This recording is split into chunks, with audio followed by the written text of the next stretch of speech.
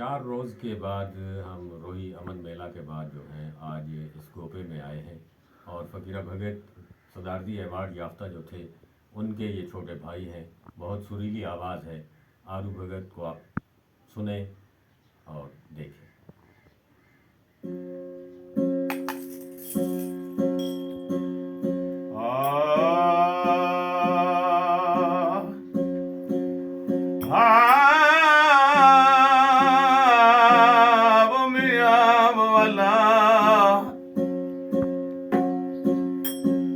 अधी रात विचाले ससी दे सिर तू लथी सवन सुहाग दी चुन्नी बक बक रुन्नी तती रेत ने जिसम को जाल दिता ओ जिवें शम्स ने बोटी भुनी बक बक रुन्नी तती रेत ने जिसम को जाल दिता जिवें शम्स ने बोटी भुनी बक बक रुन्नी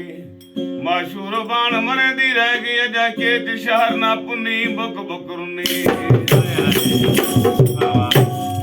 अजो मारू मिलो वो दिली माले नसी अजो सागे मिलो वो दिली माले नसी